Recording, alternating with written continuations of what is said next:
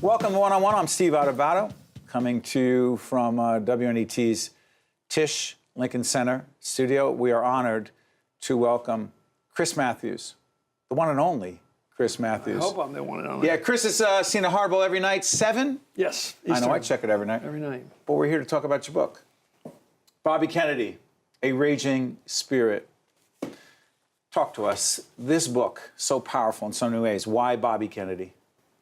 Well, I didn't realize when I began the project years ago that it would become the 180 degrees of what we have right now. Empathy, unity of white and black together, a moral compass, all the things we miss right now, we lack right now, we want in our leadership. And he wasn't a perfect man, but he exemplified those things. He could walk into what we used to call a ghetto situation in Indianapolis and tell these people right in front of them, African Americans, Martin Luther King was just shot and killed by a white guy. He had to tell them. They didn't know that. And I had the mic, because of working with NBC. You could hear him on the mic saying, the guy next to him, he's up on a flatbed truck, looking in the faces of the people, and they're all cheering him. And he goes, do they know yet? And the guy says, no, they don't know. You got to tell them. And this is before Twitter and everything. And you had word of mouth was the way you learned the news. And it showed his ability to connect with people when he just took his skin off and said, look, my brother was killed by a white guy. We got to get through this. We got to figure this thing out. And, and he talked about, we got to make an effort. I thought that line in that speech, we got to make an effort, is the best thing anybody's ever said. Because when it comes to race relations, all you can do is make an effort. You're not going to solve it. You're not going to, but if everybody makes an effort, wow. And he, but he had guts. He'd go to college kids like at Notre Dame and say, you guys are sitting here on your fat butts with your college deferments, and the working guys out there going to war. He'd go to lumberjacks in Oregon, in Roseburg, right, where they had that shooting a couple years ago, mass shooting, and say, we got to stop this mail-order rifle buying, in those days. Where do they get that, Chris? I mean guts to just taking on Giancana, making fun of a mob guy. He was Al Capone's successor. Get this book. You got to, the complexity. I mean, by the way, Chris Matthews, how many books have you written about? This is 8. Third on the Kennedys. Third on the Kennedys. Yeah. There is no one in this country who knows more, understands more, connects more. The Irish Catholic piece of this, for me, was so powerful. Yeah. You related.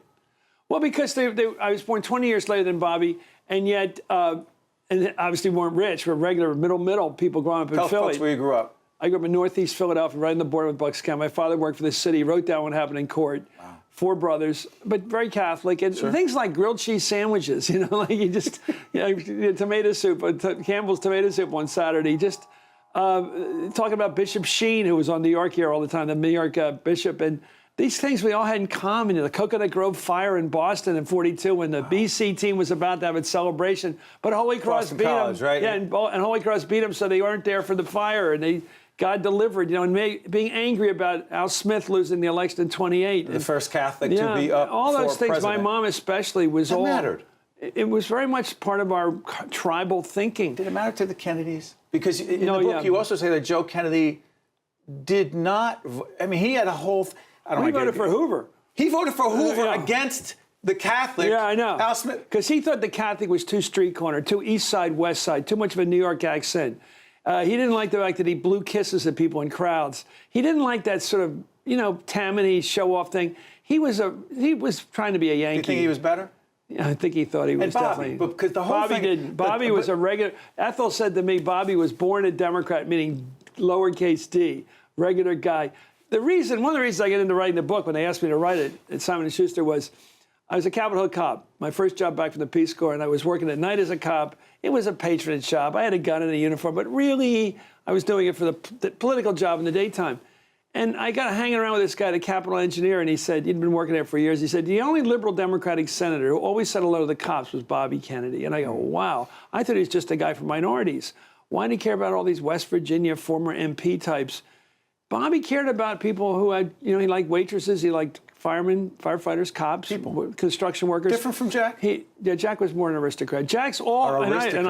all Jack's friends were like Charlie Bartlett, 5th generation Yale, Stuart Ormsby Gore, David Ormsby Gore, the British aristocrat, Ben Bradley. They were all titled people. And then they were good people, but they weren't regular guys. Bobby's friends were like Rayford Johnson, Rosie Greer, the jocks, Jim Whittaker, the mountain climber, John Glenn, Andy Williams.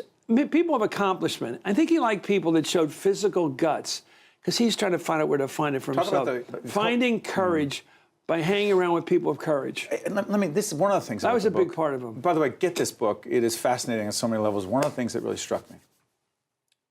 People assumed, so many assumed, Jack and Bobby very close. In the book, unless I have this wrong, Chris, they were not close for a long time, but got close at critical points in Jack's career when Jack needed Bobby. Well, open up the book and just show that inside cover, because that just tells you everything. Do it. The publisher had me do this.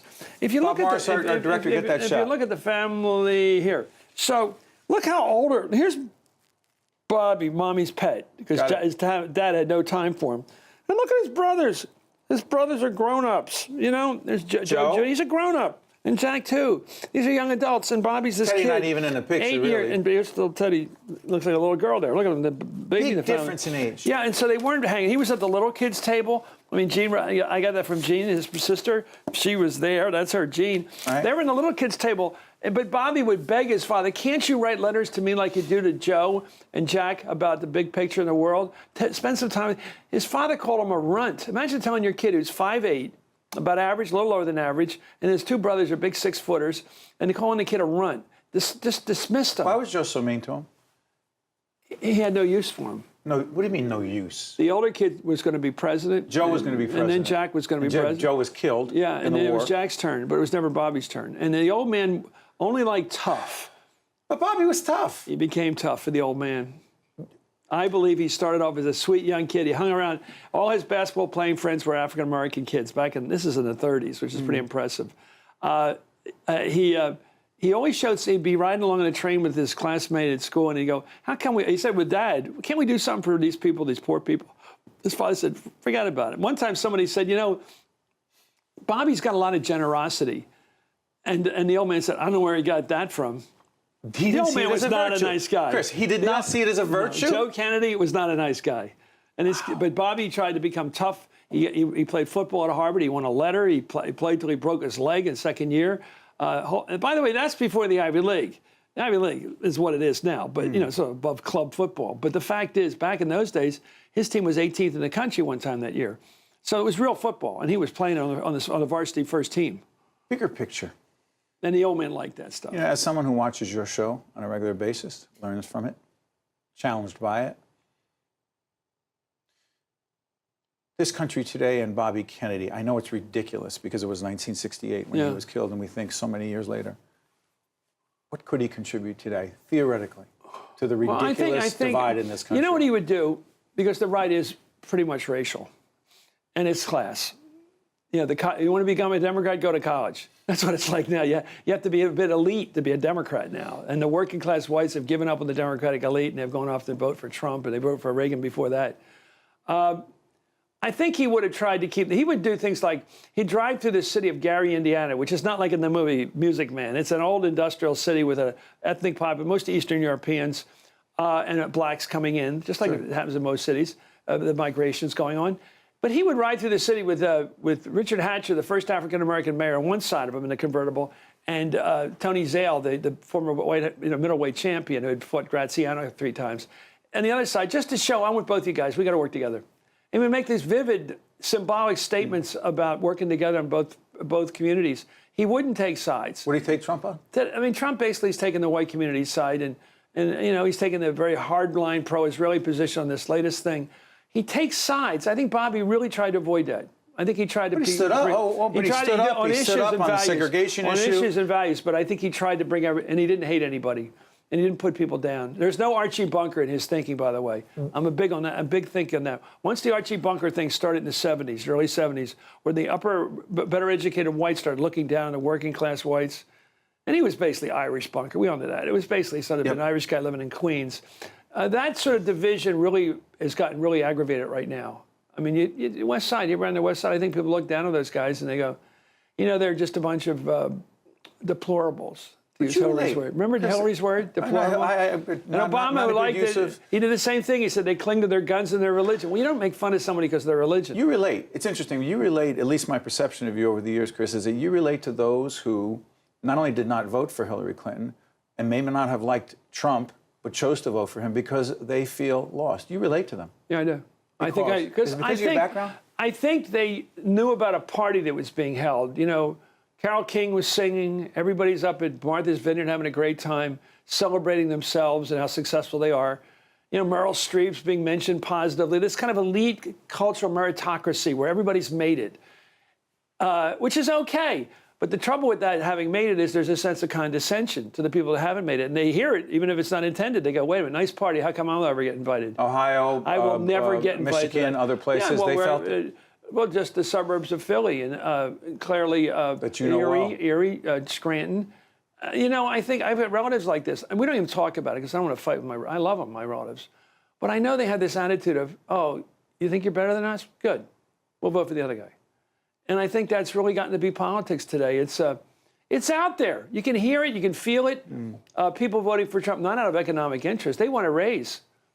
You know, they want health care for their kids. They're worried about steroids. I mean, opiates. They're worried about these chemical problems getting into all the white neighborhoods, just like they're in the black neighborhoods. We know that. But by the way, we're talking to Chris right around Christmas time, holiday season 2017. Go out and check out his book. You mind if I plug it again? Keep at it. I'm joking. I do Chris. believe. I told you, Caroline Kennedy said once, you got to sell these out of the back of your car. Tell folks, you don't make millions selling books. You make them one at a time. You got to go sell them because, you know, Jack Kennedy, the quote on my Kennedy, and yes. He once said, why do you think, because he always believed in starting his campaigns early, he said, why do you think Coca-Cola advertises? Everybody knows there's Coca-Cola. You don't need it, but to remind people, because they're going to go shopping this week, oh, where's the Coke in the store? Get the Coke in the basket, in the shopping cart. So it's just to remind people, you know, right now there are people thinking, what am I going to do for Uncle Joe? I think he watches Hardball, you know. Well, you know. Last night I was writing some copy for my show last night. I said, we got 2 million people watch tonight. Get out there and show the power of the movement. My producer said, a little too much, Chris. A little too much. By the way, Chris is sniffling, I should tell you, because it's about 40 degrees in the studio. This is like David Letterman stuff. Stop. What? I'm sorry. This is PBS. You see, you don't even sweat. There's no schwitzing going on here on the so one no side. Nixon stuff going on. Well, I'll tell you the great story. So the second debate between Nixon and Matthews Kennedy. has the best stories. And Nixon's, he's Niagara Falls in the first Yes. debate, all over the face. And Kennedy looked. Yeah, Kennedy always looked like Kennedy-esque. He didn't need any tan, he didn't need any lotion or anything, or makeup. By the way, Kennedy faked about on the makeup. He said, I don't want any makeup. And Nixon was afraid Kennedy would make fun of him as some sort of problem, you know, was unmanly or something. Then Kennedy gets back into his room and they put the makeup on him, and it's just so true. The second time, the Nixon people were in control. It was the NBC studios in D.C. The Nixon people had control of the studio for some reason. So they lowered to like now, here. This meat locker where you're looking for the bodies hanging up here. And so then Bobby ends up, and Jack, and the other guy there is Bill Wilson, their media advisor. And Jack and Bobby go, what is going on here? We're freezing in here. And he goes running downstairs Nebraska Avenue at the studio and finds this Nixon guy standing there like a Dave, you know, protecting the air conditioning unit. And they duke it out and get the temperature raised. No, but this is stuff goes on in politics. Remember Dukakis? Yeah. He wasn't a very tall guy. You're talking about Dukakis with the helmet in 1988? He wasn't a very tall guy, so he wanted one of these mounds, these secret mounds behind the lectern. And they raised them up? Yeah. Well, they gave him that, but then they made sure there's a camera shot from the side to show he's up on a mound. How do you know all this stuff? Constant collection of threads. But who was your mentor in the United States Congress that you worked for directly, you learned just a little bit from? Tip O'Neill. There it is. And Tip O'Neill knew all this stuff. And Tip and the Kennedys. Real connection. Interesting conflict, but yet they got along. Wow. See, Tip was a townie, if you will. He was a local. The Kennedys came in. They swooped in. They got the seat. Jack would admit he was a carpetbagger. He moved in. He had gone to Harvard, which he said he was dictating his memoirs before he was killed. And Jack said, I was a student at Harvard, which was not exactly a plus in that district because the regular people at Harvard, you know. Elitist. Yeah. The last thing on Bobby before I let you go. Tip used to cut the lawn at Harvard. He'd be sitting down, this local kid from North Cambridge, with shears, sitting around, I can imagine right near a tree, shearing around the tree. Yeah. And the overseer, like Simon Legree, came along and said, off your ass, O'Neill. You got to do it on your knees, not on your butt. Talking to Chris Matthews. What do you think his attitude was to the Harvard kids, Tips? I hear you. Exactly. He'd not appreciate it. I don't think I got to tell you, interviewing Chris Matthews is like, I shouldn't say this because they do pay me. It's like not working. All right. Because it's just listening and learning. And by the way, go out and get this book. The book is called, by the way, I love the cover. Isn't it great? The cover's, real quick, do you like go that ahead. cover, the mat and the decal, it's very decal artistic. edge and the powerful. And the what else? The vanilla color And then in this back, this is the Take heart a look of the at that, book. Bob. That's the book right there. That scene of poor, dirt poor family. As Bobby was, after he was killed. Yeah, and the train was moving and the through. salute of that guy, that affectionate salute, and he getting his kid to do it. That's patriotism. That's gut patriotism that you feel. And they had that towards Kennedy. Yeah. And I think that's lost right now in politics. Nobody has that gut feeling about any of the leaders today. Well, Chris Matthews is a patriot. I don't care whether you agree or disagree with his politics. He is a patriot and he loves this country. Steve? And he also is a big fan of PBS. I just said Actually, that. I am. I know you. Of course you are. Downton coming back? Listen, stop. Leave it alone. Cut that out. I love Chris Matthews. You should too. Every night, 7. You mind if we play? 7 p.m. MSNBC. For like 25 years I've been doing this. Keep doing what you're doing. Thank Be you. right back right after this. Chris Matthews. Thank you. One-on-One with Steve Adubato has been a production of the Caucus Educational Corporation, celebrating over 25 years of broadcast excellence. This special edition of One-on-One with Steve Adubato is brought to you from the Tisch WNET studios at Lincoln Center. Funding has been provided by Prudential Financial's Global Communications Department, TD Bank, NJIT, New Jersey Sharing Network, Englewood Hospital and Medical Center, Suez, and by the New Jersey Office of the Insurance Fraud Prosecutor. Transportation provided by Airbrook Limousine, serving the metropolitan New York, New Jersey area.